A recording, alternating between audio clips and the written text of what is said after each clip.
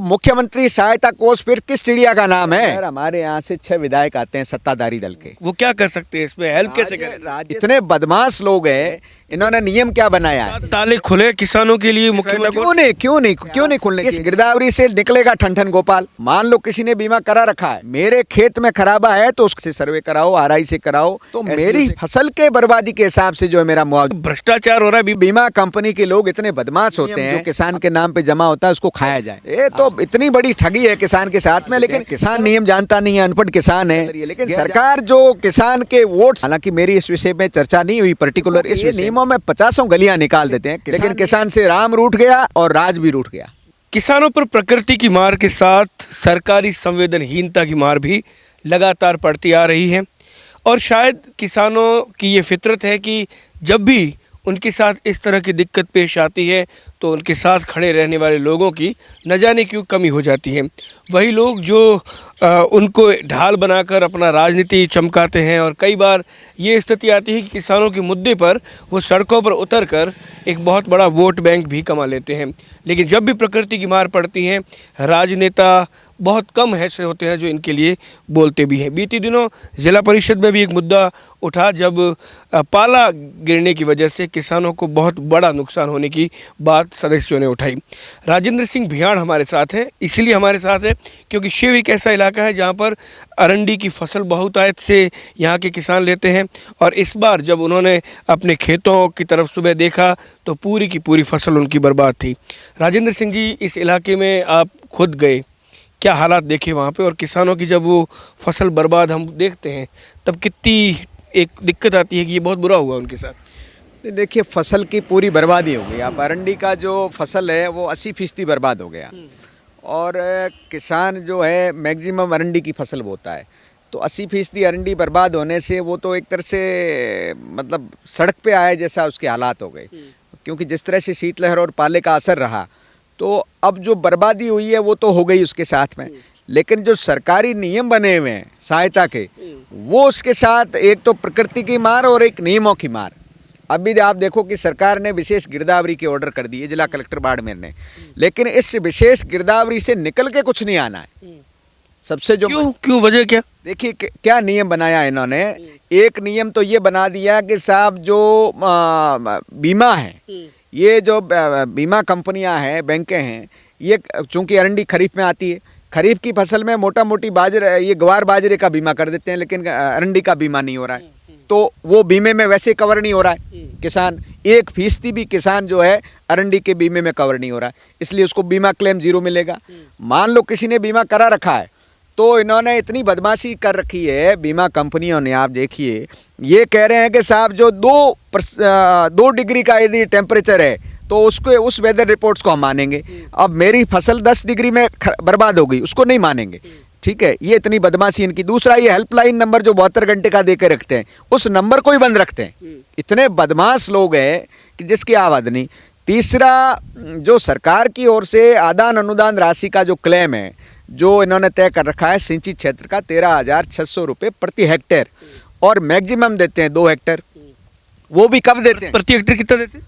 13,600। अच्छा। और मैक्सिमम किसान को सिर्फ 2 हेक्टेयर का देंगे, लगभग 27,000 के आसपास। 27,000 रुपये देते हैं, चाहे मेरी फसल भले 50 हेक्टेयर में खराब हुई, उससे कोई मतलब नहीं है। लेकिन वो भी नहीं मिलेगा इस गिरदावरी के बाद, वो भी नहीं मिलेगा। उसका कारण बहुत स्पष्ट है।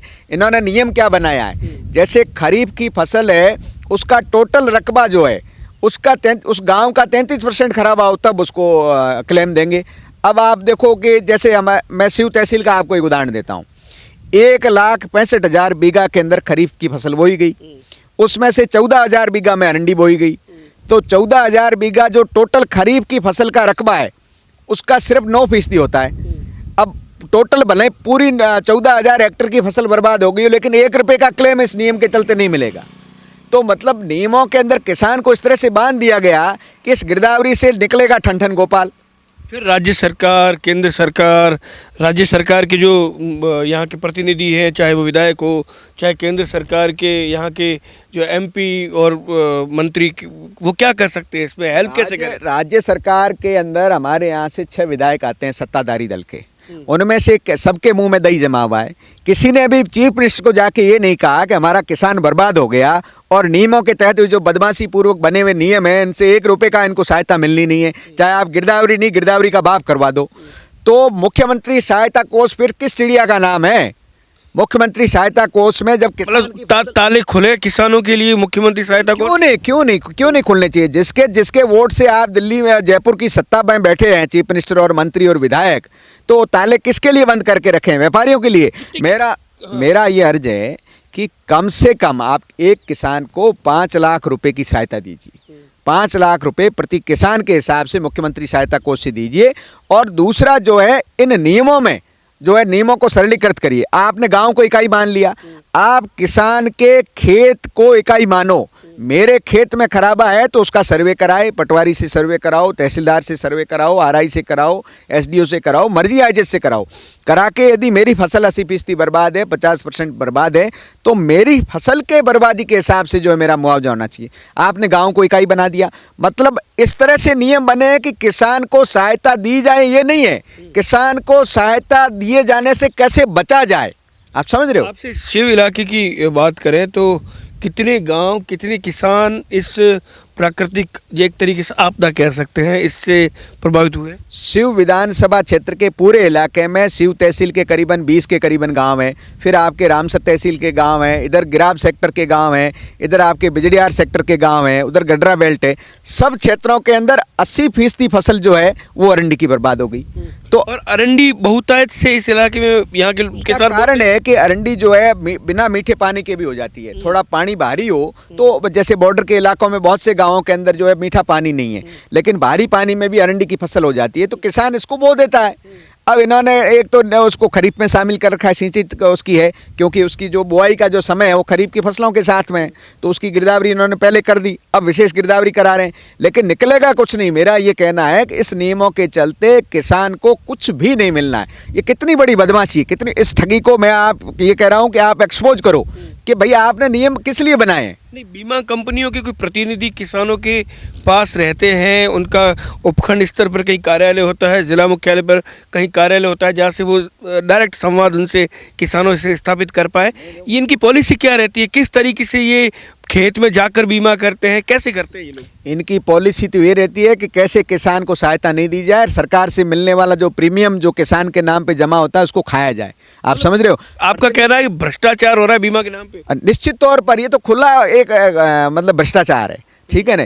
ये बीमा कंपनी के लोग इतने बदमाश होते हैं। अभी इनको जाना चाहिए, प्रशासन के जब लोग जा रहे हैं तो उनको बीमा कंपनी के लोगों को जाना चाहिए, अपने प्रतिनिधियों को मौके पे भेजना चाहिए।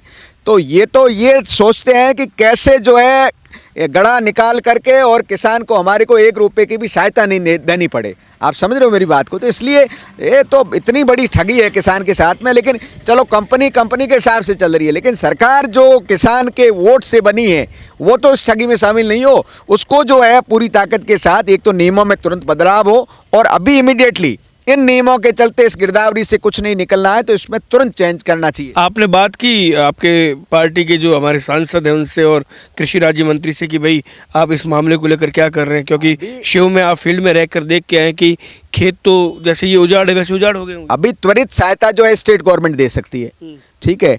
और हम ये चाहते हैं कि आपदा घोषित हो, जो केंद्र सरकार से भी निवेदन करेंगे। हालांकि मेरी इस विषय में चर्चा नहीं हुई पर्टिकुलर इस विषय में, लेकिन हम जरूर करेंगे, उनसे भी करेंगे कि ये जो है एक तरह से आपदा आई है किसानों के ऊपर, इतना बड़ा बेल्ट हमारा प्रभावित हो गया, तो इसको एक तरह से प्राकृतिक आपदा घोषित किया जाए, और प्राकृतिक आपदा घोषित करने पर जो भी नियमानुसार मिलना वो मिलेगा। अब इसके ऊपर ये भी कहा जा सकता है कि अगर अभी कुछ नहीं हुआ तो आने वाले भविष्य में किसान इसी तरीके से ठगे जाएंगे। इस मौसम में किसान ठगा ही जा रहा है। आप देखो कि ये नियमों में 50 गलियां निकाल देते हैं। किसान नियम जानता नहीं है, अनपढ़ किसान है, गैर जागरूक किसान है, उसमें जागरूकता नहीं है। तो ये आपका हमारा सबका फर्ज है कि किसान को जागरूक करें, जो नियमों में बदमाशियां हैं उसको एक्सपोज करें, ताकि किसान को ज़्यादा से ज़्यादा, हमारा जो एम है, ये कोई पॉलिटिक्स एम नहीं है, एम ये है कि इसमें कैसे उसको सहायता मिल सकती है, और शिव के अतिरिक्त और कौन कौन से इलाके जहाँ पर? नहीं, शिव की बात नहीं है, बाड़मेर जिला पूरा जो है। नहीं, मैं पूछ रहा हूँ अरंडी की फसल ज़्यादातर किन इलाकों में ज़्यादा होती है और वहाँ जहाँ पे आपको ये आकलन करने में आसानी हो कि इतना बड़ा नुकसान? विशेष रूप से जैसे चोटन का जो विधानसभा क्षेत्र का एरिया है, गुड़ामालानी दोरीमना विधानसभा क्षेत्र का एरिया है, शिव विधानसभा के यहाँ बड़े ज़्यादा रकबे में जो है अरंडी की फसल बोई जाती है।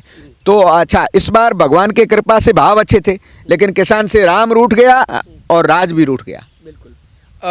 राजेंद्र सिंह बिहार शिव विधानसभा क्षेत्र में काफ़ी सक्रिय हैं और भारतीय जनता पार्टी संबंध रखते हैं। बीते कई दिन से इन्होंने उस इलाके में जो भी देखा वो इन्होंने बताया और निश्चित तौर पर 80% से ज़्यादा अगर अरंडी की फसल बर्बाद हो गई है तो यह अनुमान हम आसानी से लगा सकते हैं कि किसानों के हाल क्या रहे होंगे।